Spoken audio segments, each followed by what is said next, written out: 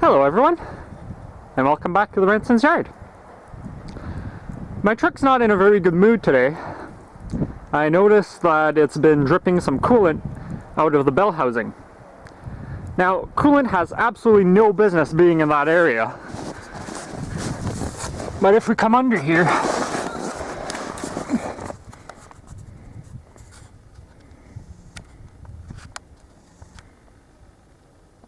you can see the little green droplets. So anyways, I'll bring it into the shop and we'll see what we can do.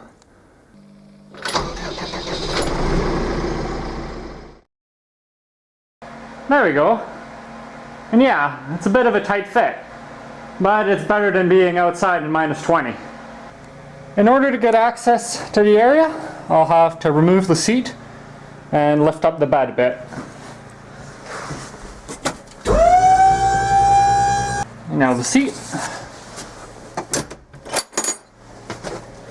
is just one clip and the whole thing can come out.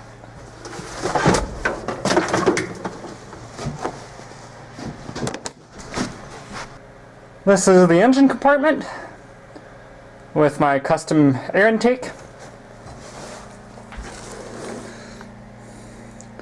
And let's try to find where the coolant is actually leaking out of.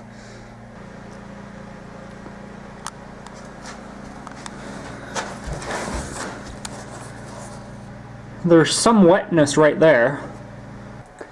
I've looked around as much as I can, and from what I can see, it's the gasket for the coolant return, and that connection is under the carburetor, under the intake manifold, which there's no way to get to unless they both come off, which they can't unless the engine's out. So I might just risk it to remove the center console, or try to just scoot it over a bit, see if I can have a better look. If I can see the bolts, I'll try to tighten them a bit. Otherwise, I'm gonna go get myself a bottle of stop leak and hope for the best.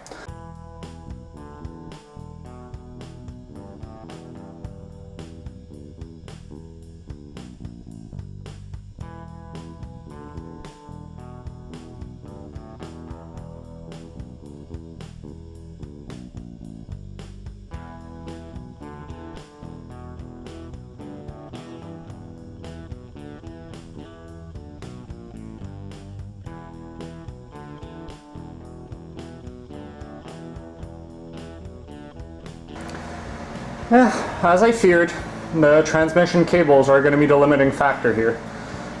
So that ain't going anywhere. I'll put it back together, and I guess it's going to be the stop leak option.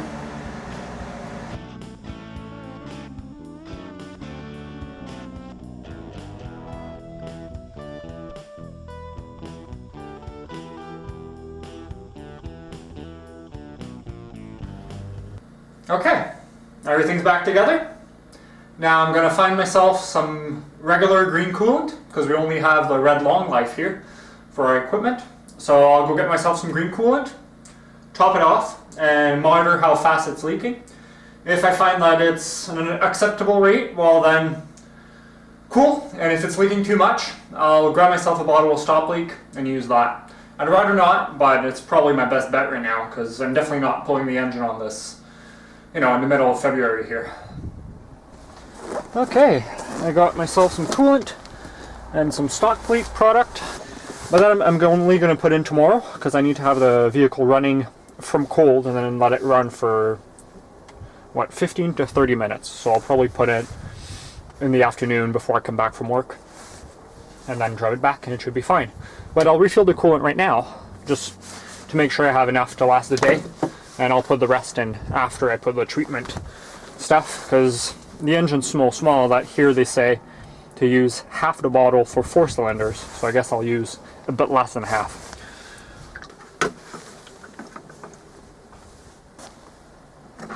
And now, not spill.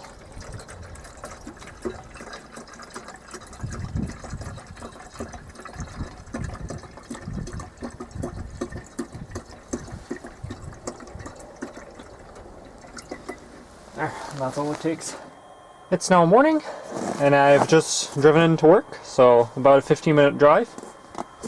I went to put in the stop leak before I left, but it's a solid. It didn't like spending overnight in a truck. Welcome back. Today is my lucky day. It's not freezing anymore. So I made a line on the bottle. That's how much I put in, just a bit less than half. And to do so, as usual, seat has to come out. Now I can see how much coolant I've lost over the last few days.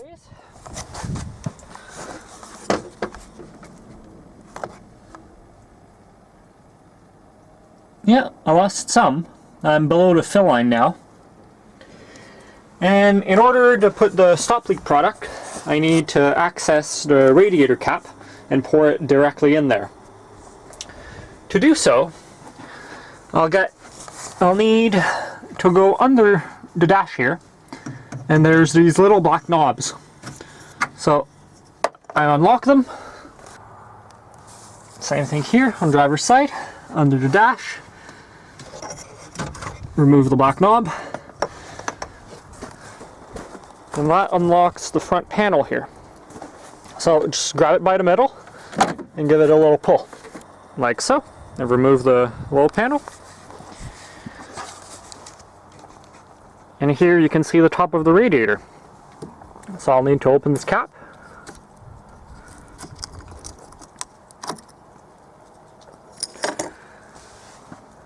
Now I'll add the product slowly, and I did mix it before opening the bottle.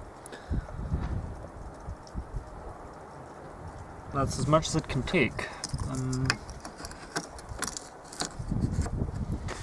And the rest I'll just pour in the overflow tank.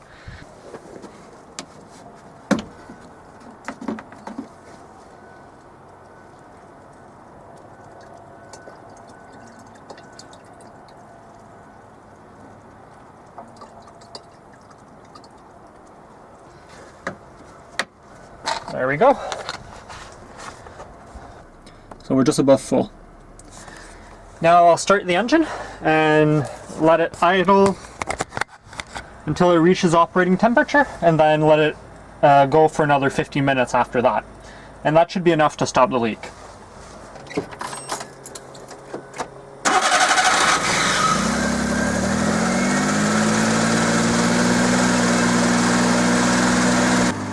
In the meantime, I can reinstall the front clip.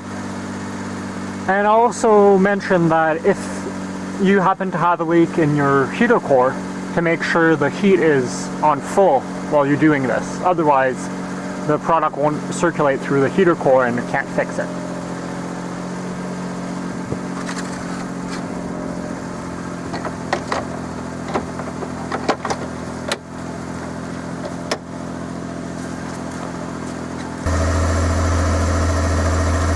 We've now reached operating temperature. It's been 15 minutes now, so I'm going to take her for a drive around the block.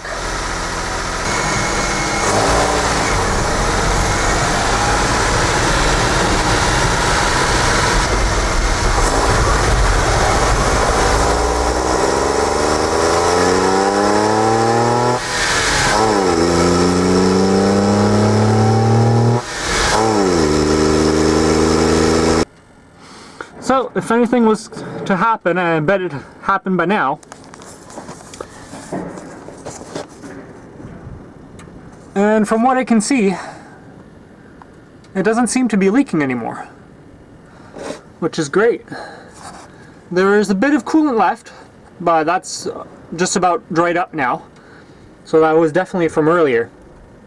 But up there, where it was leaking initially, all dry. And underneath, there's no visible drops. Wonderful. So I guess the leak stopping product can work. As usual, I hope you guys enjoyed, and thank you for watching.